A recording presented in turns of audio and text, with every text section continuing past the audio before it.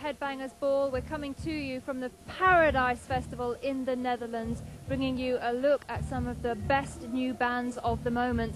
And coming up next, we have Tool, and I'm joined by Maynard from the band. Now, Maynard, thanks for taking time out to talk to us today. Maybe you could start a little bit talking about touring. You've been doing Lollapalooza and some shows across Europe. How's that been going?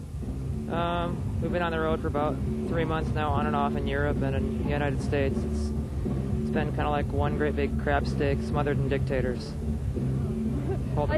I saw you playing today, and certainly for you, I would imagine that playing live gigs, it's like an emotionally draining experience. You're so into it. Are you just like really concentrating 100%? I can only really do one thing at a time, so that's why I look so intense and concentrating. So I can't really chew gum and walk at the same time. So.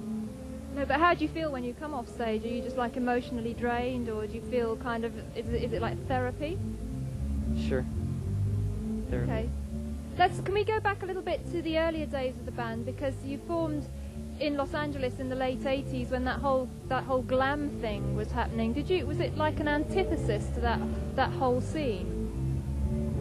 Actually, we formed right around in 90 sometime, I think, late 89, 90, and we didn't really have much to do with the glam scene at all.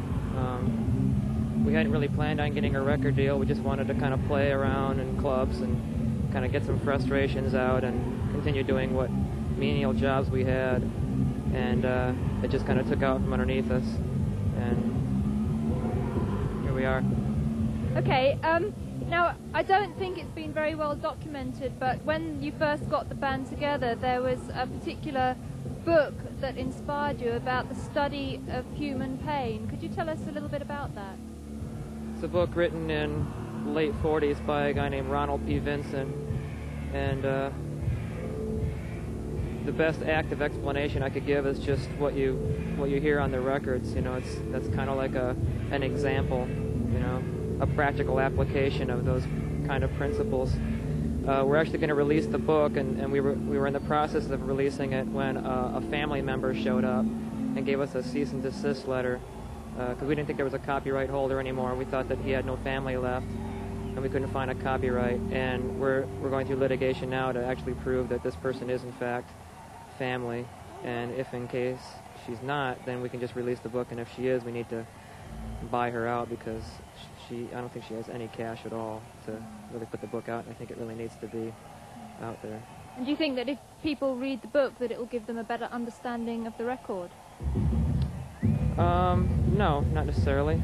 It's a completely separate thing. It's not really a motivation. It's more just of a catalyst. You know, it's not like we're some kind of religious freaks running around trying to promote a religion. It's just something that kind of was inspiring, like reading a really good book or watching a good movie, or you know. Because I believe it was very controversial at the time, and I guess it still is. Not necessarily. I mean, it was controversial in its time for a while, but it's not that well written. It's got a lot of really good, important points to it, but he had no money behind him, and it's not about the gathering of people and the giving up of your free will. So churches couldn't capitalize on it. Okay, well, we're going to go into the video for Sober from your new album Undertow, and I believe there's a bit of a connection with Green Jelly here, that the video was made by the same person that made their video. Is that right? Kind of, yeah. Adam, our guitar player, and Fred Sturr, who did the Three Little Pigs video, collaborated on the Sober video. Okay. Well, let's see that video for Sober, and then we'll talk to Maynard a little bit more right after we've seen the clip.